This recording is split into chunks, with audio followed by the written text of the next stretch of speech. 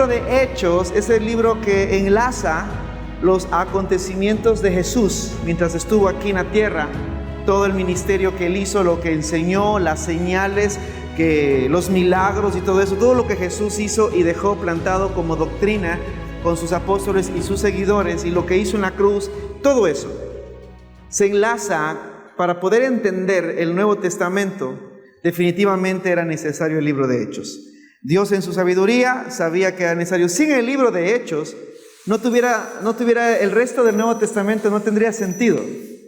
¿De dónde salió un tal llamado Saulo? ¿Quién es Pablo? ¿Quién es Timoteo? ¿Quién es Tito? ¿De qué iglesia de Corintios estamos hablando? ¿Desde cuándo los que no son judíos ahora son del pueblo de Dios? No tuviera nada de sentido. Entonces Dios sabía lo que hizo al pedir y llamar a Lucas, un médico, para que registre esto.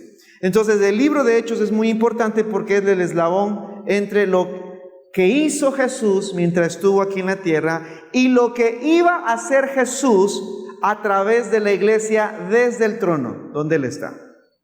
Por eso es el libro de Hechos, lo que sucedió con la iglesia de Cristo, ahora que Cristo ya ascendió al cielo. Entonces era muy importante este libro. Sin esto no entendiéramos nada de todas estas cosas. Y Lucas, el que escribe el Evangelio de San Lucas, es el que escribe Hechos.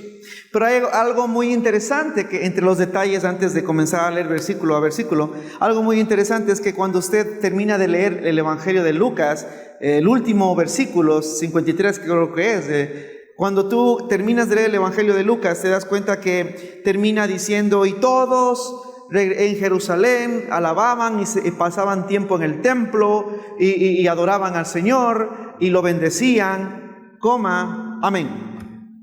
O sea, Lucas termina el libro del Evangelio de Lucas, lo termina con la historia y con una conclusión correcta, la manera correcta de terminar un libro.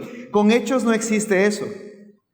El libro de Hechos termina, pero no termina correctamente. No hay un resumen y una conclusión y hasta que Cristo venga, amén. No existe, es el único libro que está abierto.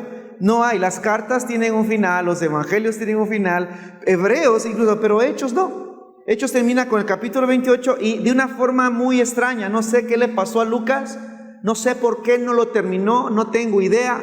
Algunos pastores y evangelistas dicen que fue a propósito que no terminó el libro de Hechos porque el Espíritu Santo, se atreven a decir, yo no puedo hablar por el Espíritu Santo, pero algunos han llegado a la conclusión de que el Espíritu Santo hizo esto para que siga abierta la historia de la iglesia.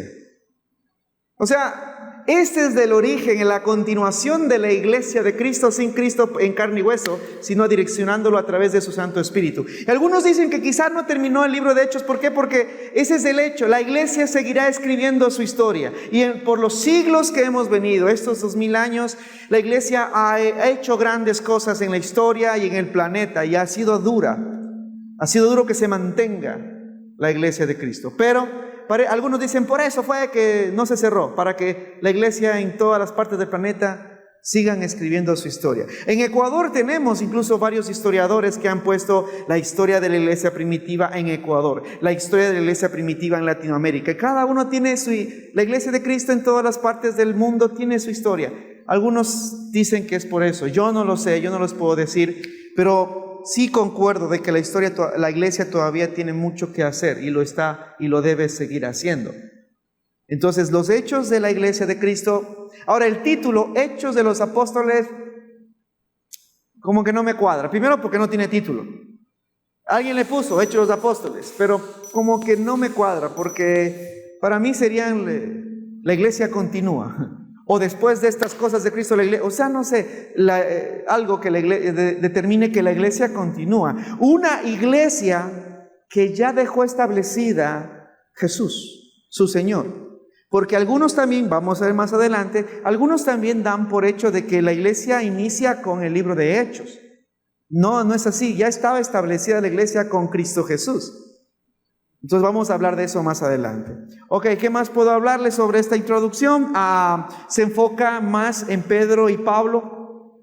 Se enfoca más en lo que pasó con los judíos y cómo el evangelio salió de las fronteras de Judá para la provincia y para todo el mundo, escrita más o menos en los años 63 después de Cristo, más o menos en el primer encarcelamiento de Pablo, dedicada asimismo con el Evangelio de Lucas, dedicada a su amigo, a Teófilo. Algunos piensan que Lucas, que fue médico, quizá fue esclavo un tiempo atrás de Teófilo. Algunos llegaron a esa conclusión, por eso el respeto y la elocuencia. Un médico podía también terminar siendo esclavo, o sea, se entrenaba incluso a los esclavos para que ejerzan medicina en la familia. Entonces, quizá Lucas, obviamente, estudiado en las artes de la medicina, pero quizá algunos creen que fue esclavo de Teófilo, por eso la reverencia. Y cuando tú lees Hechos por completo, que lo vamos a hacer Dios mediante, te das cuenta de que es como un testimonio de Lucas tratando de convencer a los romanos de que Pablo es inocente de lo que le iban a hacer, de lo que iban a acusarlo. Porque todo lo que está aquí termina hablando de la inocencia prácticamente, para que alguien, un romano, lea y diga, sí, este hombre no es culpable. Entonces todo eso es lo que vamos a ver en el transcurso de estos meses. No sé cuánto nos tome el libro de Hechos, pero espero que sea un viaje emocionante de historia y de conocimiento. Amén. Ok, vamos, ahora sí a leer. Súbase al bote. Hechos capítulo 1. Vamos con la introducción que hace. Versículo 1. En el primer tratado, hablando del Evangelio, en el primer tratado, oh Teófilo, hablé acerca de todas las cosas que Jesús comenzó a hacer y a enseñar. Recordemos algo, recordemos que él en Lucas comienza diciendo, todo lo que te estoy escribiendo, Teófilo, es para que se entienda cómo sucedieron las cosas. Porque Lucas no estuvo con Jesús ahí, como los otros apóstoles. Pero él se dedicó, en lo científico que era, se dedicó pues a investigar todo para dejar una introducción de todo lo que en orden, lo que sucedió con Jesucristo. ¿Cómo? Recopilando información de gente que aún estaba ahí, que eran testigos de todo lo que pasó con Jesucristo. Los seguidores, los romanos, autoridades, los apóstoles, todo esto. Lucas hizo ese documento del Evangelio de Lucas para ir estudiando. Ahora dice, esta es la continuación. Esta es la continuación de lo que sucede, de lo que pasó. Ahora te lo quiero explicar. Esto es 60 años después de todas estas cosas. Entonces es como que dice, quiero ahora decirte lo que pasó, ya no con Cristo, sino con los cristianos que hemos ido conociendo. Porque el libro de Hechos abarca por lo menos 30 años de historia. Todo lo que está escrito aquí sucedió por lo menos en 30 años. Entonces es un documento muy bueno el libro de Hechos. Algo que aprendí es que Pastor Marquito es apasionado de Hechos porque le apasiona la personalidad de Pablo como misionero. Entonces él siempre hablaba de Pablo y de Hechos, y la única forma de entenderlo es digiriendo bien este libro. ¿Ok?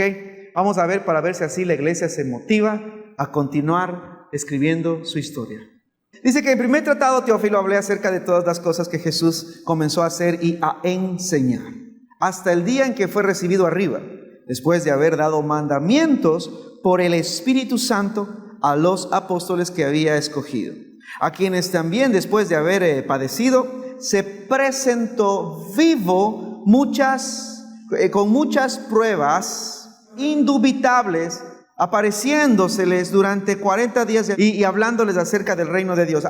Paramos ahí un momento. Analice esto. Dice que Lucas dice, apareció Jesús. Dice que se presentó vivo. Esto no es como algunos lo hacen algo romántico, ¿no? Dice, el Señor vive en tu corazón y estará por... No, Él estuvo vivo, caminando.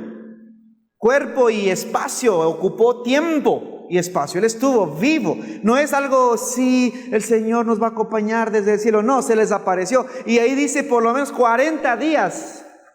Mucha gente lo vio. Es algo que no se puede poner en tela de duda. Jesús caminó, estuvo vivo. Es más, en 40 días, ¿cuánta gente no lo vio? Entonces eso de que quizá, no es que un espejismo, un fantasma, no, vivo. O sea, es algo que esto no se pone en ninguna duda. Se apareció porque mucha gente lo vieron. Entonces es lo que está haciendo, dice, con pruebas indubitables. Es más, dice que lo único que Jesús hablaba de aquí en adelante, hasta antes de irse en la nube, ¿qué hacía? ¿De qué hablaba Jesús? Solo del reino de Dios. Ya no había más propósito de hablar de nada más. El reino de Dios, no el reino de Israel. El reino de Dios.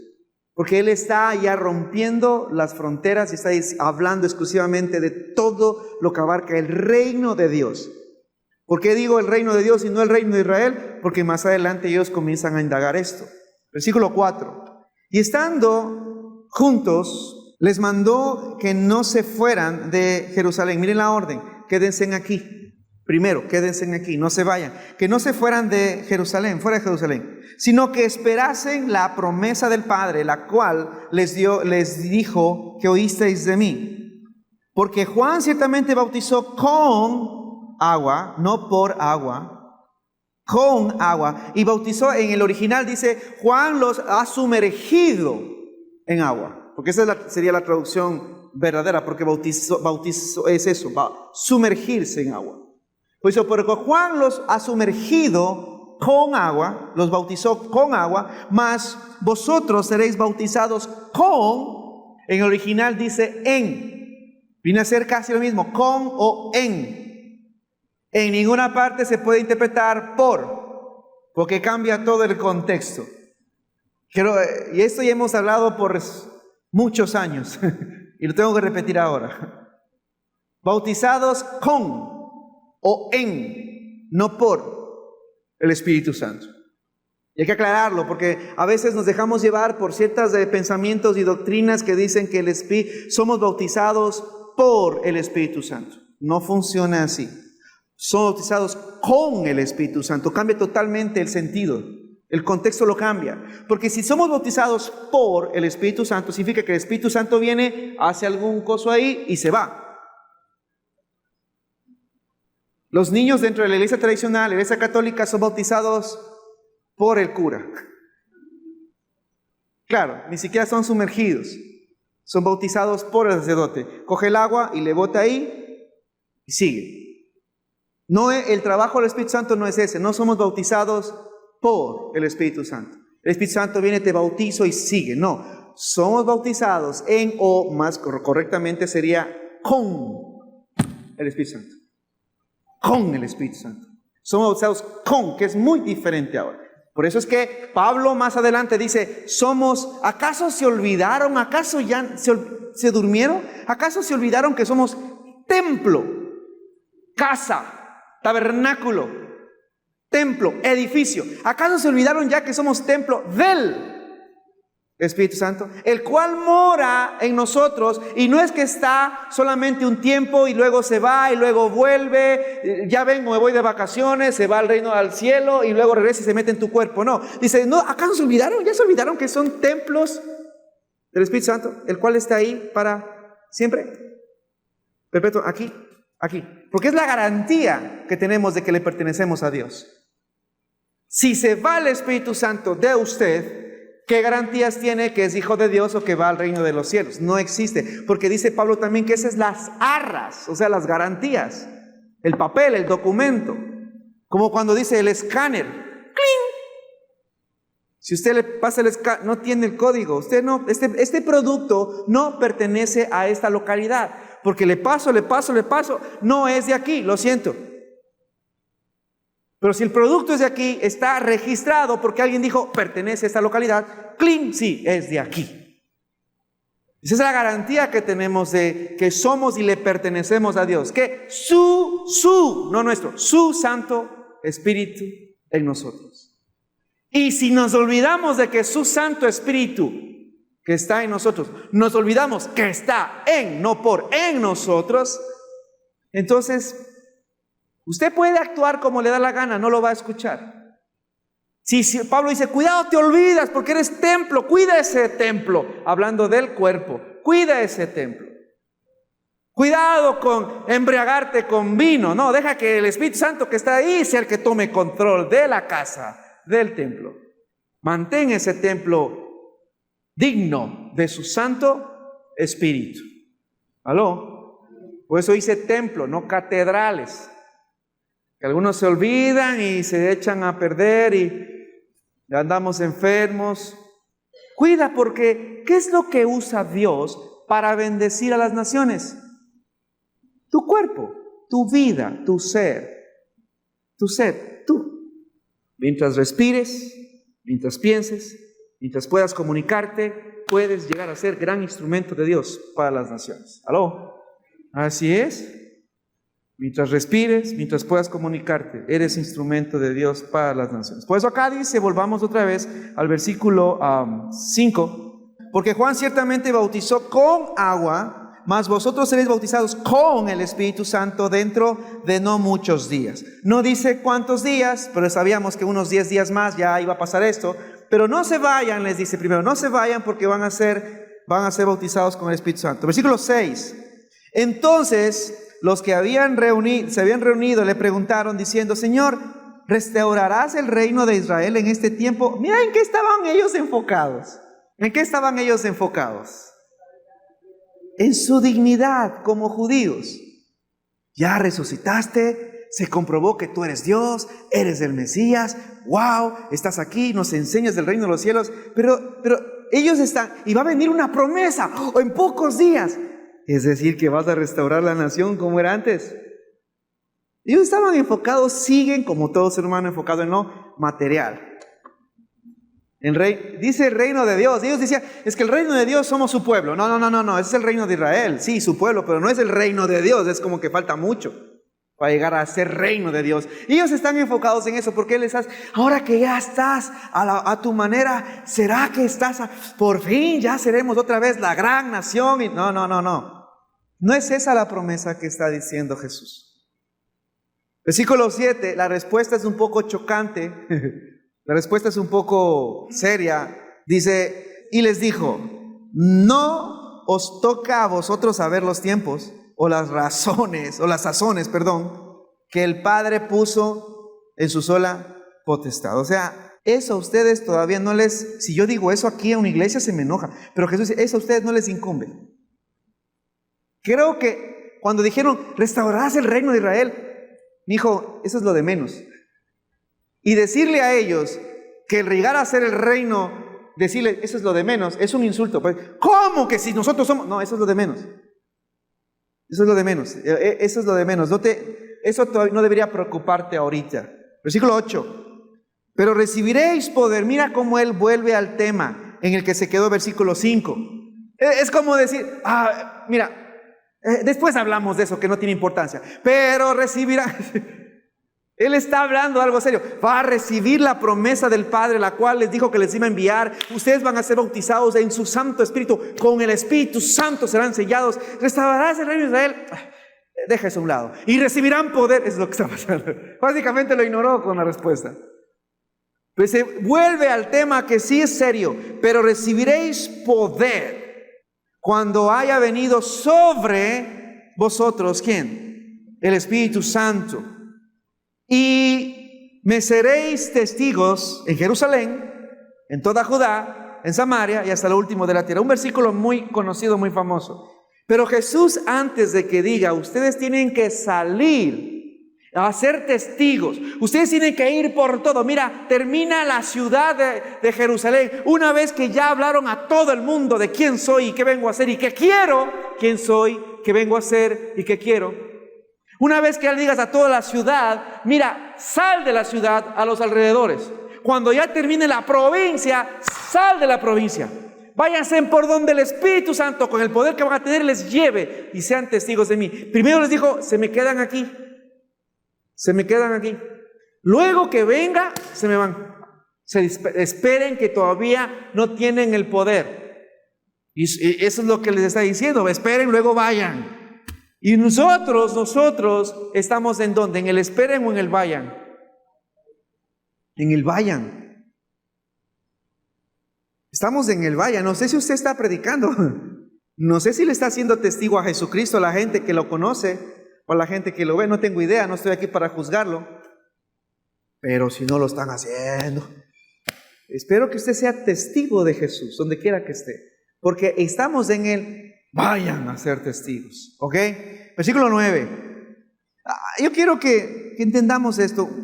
Vamos a Lucas capítulo 24. Para más o menos conectar la mente de de Lucas al decirles esto. Lucas 24:45, ¿lo tiene? Entonces les abrió el entendimiento para que comprendiesen las escrituras, así, blum, y les dijo, así está escrito, y así fue necesario que el Cristo padeciese y resucitase de los muertos al tercer día, y que predicase en su nombre el arrepentimiento y el perdón de pecados a todas las naciones, comenzando desde ¿dónde? Jerusalén. ¿Qué tenían que hacer ellos? ¿Qué tenemos que hacer nosotros? Predicar quién es el Cristo, que era necesario que muera y que resucitó al tercer día, y que tenemos que hacer, ¿qué más? Que prediquemos en su nombre, ¿sobre qué? El arrepentimiento. El arrepentimiento, hay que predicar el arrepentimiento, es decir, que las personas que quieran alcanzar salvación primero deben decidir, me arrepiento, me hago culpable de mis pecados, soy pecador, me arrepiento. Por eso es que tengo problemas con el movimiento nuevo que está diciendo de que Dios ya tiene sentenciada al cielo a la gente. Y digo, Dios tiene sentenciado al cielo a la gente, porque hay gente que no quiere ir, no quiere hacer nada de Dios, pero no, ya está sentenciado al cielo. Porque hay que predicar el arrepentimiento. Requisito para alcanzar salvación, arrepentirme, pues, pedir perdón. Si usted entra a una casa, entra a mi casa, usted no, ¿cómo estás? Quítate, perro, no. Pues, al entrar a una casa, ¿qué haces? Con permiso, perdón. Es lo que hay que hacer para entrar a los cielos. Perdóneme, Jesús, te había dejado a un lado en mi vida, no te conocía, no sabía, es más, no te quería en mi vida, pero entiendo ahora quién eres, perdóname por dejarte a un lado. Es el arrepentimiento lo primero que hay que... Y eso es decisión de cada persona. Ya Dios decidió salvar a la humanidad, pero la persona tiene que decir, me arrepiento. También Cristo murió ahí por mí. Gracias, Señor. Mira esto. Dice que hay que predicar, 47, predicar en su nombre el arrepentimiento y el perdón de pecados en todas las naciones, comenzando desde Jerusalén. Y vosotros sois, ¿qué? Testigos de estas cosas. O sea, ellos saben, ellos lo vieron. He aquí, yo enviaré la promesa de mi Padre sobre vosotros, pero quedaos vosotros en la ciudad de Jerusalén hasta que seáis, ¿qué? Investidos de poder desde lo alto. Cuidado con reducir al Espíritu Santo de Dios, reducirlo a un mero poder. Van a recibir el Espíritu Santo y Él les va a dar poder. No al revés. No es que recibimos el poder para ver qué hago con el Espíritu Santo. Porque siempre nos gusta esa palabra que una vez nos enseñaron aquí, dunamis, tienes poder, dunamis, poder explosivo, de donde viene la palabra dinamita, ¡boom! Y creemos el poder, buscas el poder. No busques el poder. Busca a la persona de Dios, que es su espíritu, que Él hagas lo que Él quiere. La gente está buscando poder, no buscando el Espíritu Santo. Por eso buscan poder para hacer lo que les da la gana a su manera y no buscan entender la persona de Dios en el Espíritu Santo para ver, Dios, ¿qué quieres? Muéveme por donde tú quieres. Me des o no me des poder, basta con que me digas para dónde ir. La gente no quiere ese tipo de humildad. Siempre queremos poder. No buscamos al que puede o no, si quiere darme poder. ¿Acaso no se acuerdan lo que Pablo dijo? Que el Espíritu Santo nos da según lo que Él quiere, habilidades y dones. Pero no queremos eso, queremos el poder. No, solo dame el poder. Por eso teníamos una iglesia que se estaba torciendo allá en Corintios, donde Pablo le escribe y dice, carambas, dejen de estar buscándose tantas cosas sobrenaturales, que hablar en otro idioma, que hablar en lenguas, que déjense de cosas. El don más preciado es el amor. Tú puedes tener el don de sanidad, pero si no amas no sirve para nada. Además, el poder más grande que puede venir de Dios es el amor, porque el amor es sufrido, aguantador, es benigno, es algo, y da una lista de cualidades, de características del amor. Es poder, pero nadie quiere ese poder. ¿Cuándo es el mejor? Porque con amor soportamos, con el amor echa fuera el temor. Ahí está concentrado el verdadero y genuino poder que necesitamos. Pero no, yo no quiero amar, yo quiero poder de resucitar muertos para hacer. Quiero poder de hablar otro idioma, así facilito, que venga un chino y ya le esté hablando mandarín, quiero ese poder, o sea, sobresalir, pero no quieren el verdadero poder que Dios nos puede dar del Santo Espíritu, que es el poder de amar. Ahora te quiero ver. Por amor hacemos tantas cosas, resistimos, salimos adelante, nos esforzamos. Carambas, cuántas mamás y papás por amor a los suyos no han hecho cosas escalofriantes, que dice, ¿cómo lo hiciste? No lo sé, pero lo logré. ¡Wow! El amor es el que Pablo dijo, busquen el amor. Eso deben buscar. Por eso tenemos este problema que la gente busca poder, no buscar la voluntad del Espíritu Santo en nosotros. Hechos, capítulo 1. Sigamos, por favor. Versículo 9. ¿Tenemos ahí? Entonces les dijo, van a recibir Espíritu Santo, van a ser testigos. Ya hemos hablado de ser testigos, ¿no? Ser testigos es hablar algo que te consta, ¿ok? Dar testigo. Versículo 9. Y habiendo dicho estas cosas, viéndolo ellos, ¿fue qué? Alzado. Y le recibió una nube que le ocultó de sus ojos. Qué raro, ¿no? No sé por qué Dios se despidió de esa manera. ¿Por qué tuvo que hacer algo tan guau? O sea, comienza a elevarse. O sea, rompió como diciendo, miren la ley de la gravedad, para mí, yo la hice. Yo sé cómo funciona la ley de la gravedad, miren nomás, hasta luego. No sé cómo mi Señor hizo algo tan, discúlpame, pero si nosotros lo viéramos ahora sería escalofriante. Porque, y si, alguno diría, y si se cae, vamos para allá por si acaso va a caer. Porque imagínate un ser humano elevarse y hasta arriba. El Señor tiene cosas únicas para sorprendernos. Porque simplemente no desapareció, o sea, dijo hasta luego y al cielo, como demostrándonos también nuestro destino y nuestra vía. Nos demostró, mira, así va a ser de emocionante. ¿Alguien tiene miedo a las alturas? ¿Alguien tiene miedo a las alturas? Sí. Qué pena, porque para allá vamos. Si mi suegra en la rueda moscovita se quiere subir ya, ¿cómo será cuando nos veamos por allá?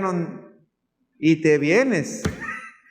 ¿Cómo será? Pero Dios, mi Jesús tiene esas formas increíbles de sorprendernos. Amén. Dice que se fue y versículo 10. Y estando ellos con los ojos puestos en el cielo, entre tanto que él se iba, he aquí que se pusieron junto a ellos 2 varones con vestiduras blancas, los cuales también les dijeron, varones galileos, ¿por qué estáis mirando al cielo? Este mismo Jesús que ha sido tomado de vosotros al cielo, así vendrá como le habéis visto. Venir del cielo. Ajá. Entonces se va a cumplir todo lo que dice, y todo ojo, mira, lo va a ver, y cuando regrese ya no va a venir solo, vendrá con su... ese día será increíble, con todo. Qué miedo para los que no son salvos. Allá ustedes. Qué lindo, qué lindo. Yo a veces digo, yo quisiera verlo venir, ¿no? Que las nubes se abran, la luz y ángeles, y él en su caballo y viniendo, un mar de ángeles, un ejército enorme, y el Señor ahí brillando con una corona, hermoso. Me dice, yo quisiera ver así llegar, pero digo, pero si yo lo estoy viendo es porque ya me quedé, pues. Que cuando Él venga llevará a su iglesia, ahí vendrá. Y entonces no, prefiero no verlo, me pierdo ese episodio, pero prefiero venir con Él. Porque Pablo dijo, cuando vengamos con Él, vendremos y estaremos con Él en las nubes. ¿Entiende? Y ahí es cuando todo ojo lo verá después de esto. Es algo bonito, hermano. No sé ustedes, yo no sé cómo le ve a ustedes los registros del Evangelio, pero yo lo veo con tanta fantasía que parezco, digo, me pongo a imaginar, a veces creo que por eso no duermo, me pongo a imaginar en vez de esperar el momento, ¿no? Perdón, sigamos. Así lo va a venir. Ahora, aquí viene algo muy increíble en el versículo 12. Entonces, quiero que entienda del versículo 12 en adelante que aquí se da por sentado que la iglesia ya existía. La iglesia de Jesús ya estaba establecida. Primero porque ya los que estaban aquí reunidos ya estaban bautizados. ¿Ok? Habían aceptado a Jesús como su Señor, ya se habían bautizado, estaban organizados como un movimiento, salían de sus casas e iban a la calle donde estaba Jesús a escucharlo. Es lo que se llama iglesia, eclesía. Los que salen de sus casas, salen acá. ¿Para qué? Como un movimiento social. Pero aquí ya existía eso. La gente iba tras de Jesús, estaban bautizados. Es más, estaban organizados. ¿Recuerda usted a los apóstoles? Tenían hasta un tesorero. ¿Me entienden? Ya estaba todo esto. Entonces la iglesia ya existía. Y de aquí, no es que en el capítulo siguiente recién nace la iglesia. La iglesia ya existía aquí. Miren, versículo 12. Entonces volvieron a Jerusalén desde el monte que se llamaba Olivar, el cual está cerca de Jerusalén, camino a un día de reposo. Y entrando, subieron al aposento alto donde moraban Pedro y Jacobo, Juan, Andrés, Felipe, Tomás, Bartolomé. No es que vivían todos ahí, no es que era ¿cómo se dice? No era una residencia, un condominio, no. Vivían ahí, ¿quiénes? Moraban Pedro y Jacob. Pero estaban ahí reunidos, dicen, en el aposento alto. Con ellos, Juan, Andrés, Felipe, Tomás, Bartolomé, Mateo, Jacob, hijo de Alfeo, Simón el celote y Judas, hermano de Jacob. Todos estos, ¿qué hacían? ¿Perseveraban qué? Unánimes en oración. Otra característica de que la iglesia ya estaba formada con Cristo. Ya estaba ahí la iglesia. Estaban unánimes, dice, en oración y ruegos con las mujeres y con María, la madre de Jesús, y con todos sus hermanos. En aquellos días, Pedro se levantó en medio de los hermanos y los reunidos eran como 120. Yo no sé dónde se metieron tanta gente.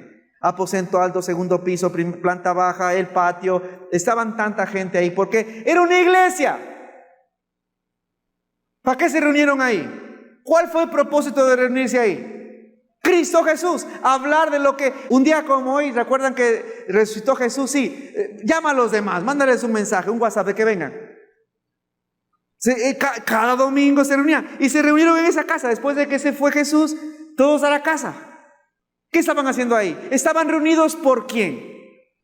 Por el nombre de Jesús, por el motivo de seguir hablando de Jesús. ¿Recuerdas tú hace 3 años cuando Jesús, y qué estaban haciendo? Perseverando ¿qué? Juntos, unánimes ¿qué? Recolectando dinero.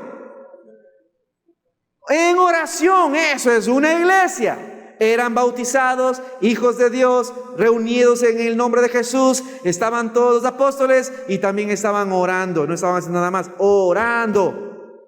Es la iglesia. Son características de una iglesia local. Versículo 16. Dice, varones, hermanos, era necesario, Pedro está hablando acá, versículo 15 está hablando Pedro, versículo 16. Varones, dice Pedro, era necesario que se cumpliese la escritura en que el Espíritu Santo habló antes por boca de David acerca de Judas, que fue guía de los que prendieron a Jesús. Y era contado con nosotros, mira, era contado con nosotros, miembro de este grupo. ¿Y qué dice más adelante? Y tenía parte en este ministerio. Iglesia local. Tenía ya una responsabilidad en un ministerio. Ya estaba formado.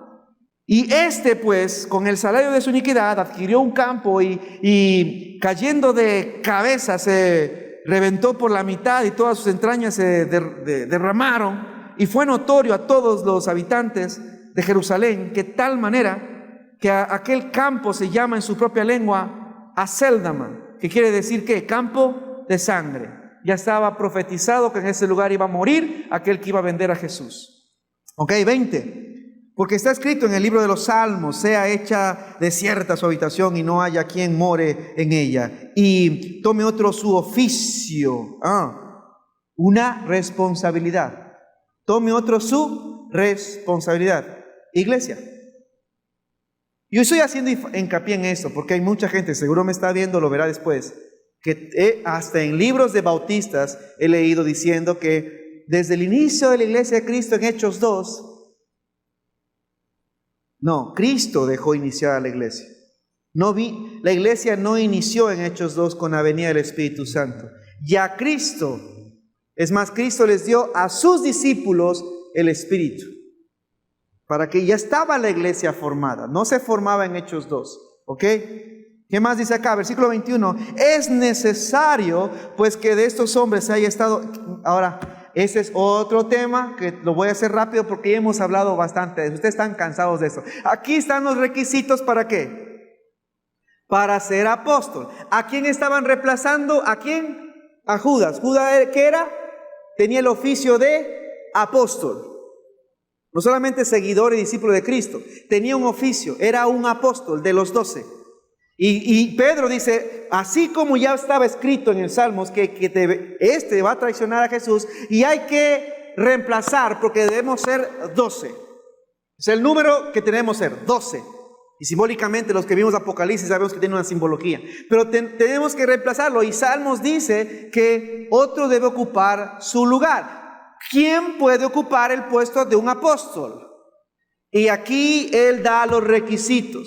Requisitos que de antemano nadie los puede cumplir hoy. Porque aquí, vamos a ver los requisitos para ver si de repente usted se arrepiente de su apostolado y regresa a las filas de la Biblia. Versículo 21. Es necesario, pues, que de estos hombres que han estado junto a nosotros, ¿cuántos habían? Hombres, como 120 estaban ahí. Es necesario que de estos hombres, dice, que han estado junto con nosotros todo el tiempo, todo el tiempo, nunca se separó del grupo, fue miembro de esta iglesia primitiva local. Todo el tiempo, dice que estuvo todo el tiempo que el Señor Jesús entraba y salía de entre nosotros, comenzando desde el bautismo de Juan hasta el día en que de entre nosotros fue recibido arriba. Uno se ha hecho testigo con nosotros de su resurrección. Y señalaron de 120 a ¿cuántos? A 2. A José llamado Barsabás, que tenía por su nombre Justo, y a quién más, de 120 que estaban ahí fieles a la causa, solo 2 cumplían los requisitos. 2. Ahora, por favor, explíqueme por qué el día de hoy hay apóstoles. Tienen 2000 años, porque aquí ellos solo querían reemplazar al que faltaba. Se acabó el lío. Los otros apóstoles que están en los evangelios tenían otro encargo que Jesús específicamente. Fueron y vinieron, se acabó. Pero estos 12 Él los eligió y a ellos les dio unas credenciales que se llamó poder. Para las mismas credenciales que tenía Jesús se los dio a sus apóstoles para que todos este hombre hace los mismos milagros y señales que hacía Jesús. Lo identifican con Jesús, este es apóstol. Entonces entendamos esto. ¿Cómo es posible que hoy tengamos en las iglesias apóstoles? ¿Cuántos de ellos estuvieron, que viajaron en el tiempo? ¿Tienen 2000 años? ¿Cómo es eso? Pero lastimosamente en nuestros días hoy tenemos apóstoles que no entiendo de dónde, cómo fue, y no me vengan con, así como el apóstol Pablo. Tenga cuidado, porque ese es un caso único que también Pablo cumplió ciertos requisitos, porque Jesús estuvo con Pablo un buen tiempo adiestrándolo, mientras Pablo desapareció por casi 3 años. Entonces, tengan cuidado con esto. Tanto le afectó a Pablo que se cayó de su caballo, de ahí 3 años en entrenamiento personalizado, porque Pablo no asoma de la noche a la mañana sabiendo esto. Pablo tuvo que pasar un proceso de aprendizaje como los 12 también, pero a solas con Jesús. Tenga cuidado. Y Pablo tenía una encomienda única, los 12, porque eran encomendados para los de Israel, la casa de Israel. Pablo, solo uno se necesitaba para los que no eran del pueblo de Israel. Y Pablo tenía esa encomienda. ¿Aló? Tengamos cuidado. ¿Dónde estamos? Y señalaron, versículo 23, a 2, a José y a Matías. Versículo 23. Y orando dijeron, tú, Señor, que conoces los corazones de todos, muestra cuál de estos 2 has escogido, para que tome la parte del ministerio otra vez y apostolado. Si hoy existen apóstoles, ¿cuál es la idea? ¿Que están reemplazando a los 12? No entiendo. ¿Están reemplazando a los 12? ¿Por qué se autodenominan? Acá hay unos testigos que de esto.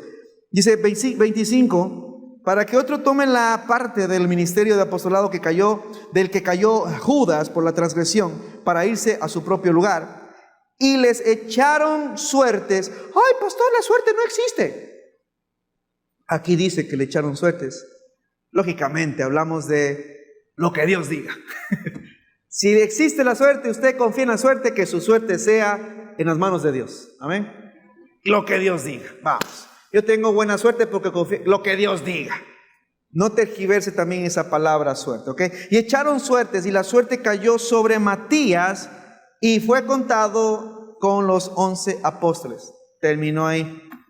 el apostolado.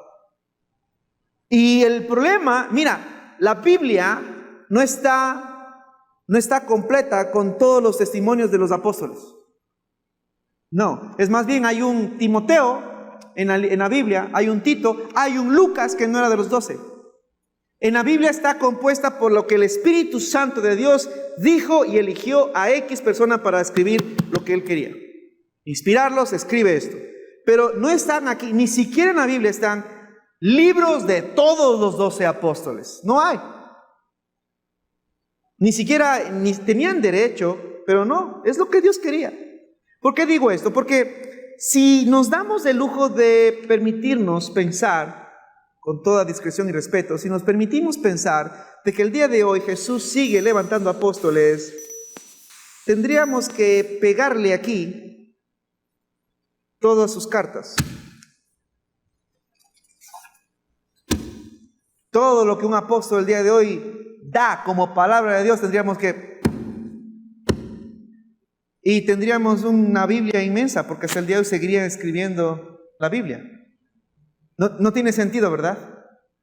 Es más, si yo pongo las doctrinas y enseñanzas de los apóstoles del día de hoy, las pongo y las comparo con el resto de la Biblia, no concuerdan para nada. No concuerdan.